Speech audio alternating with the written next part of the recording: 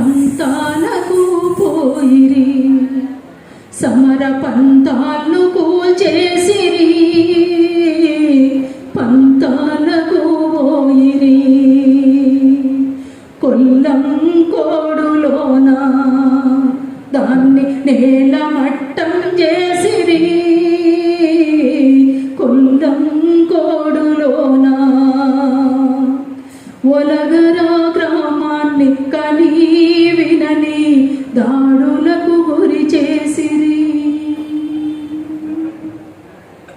forest police తండాలు దింపి దొరికిన వారిని దొరికినట్టు కొట్టి,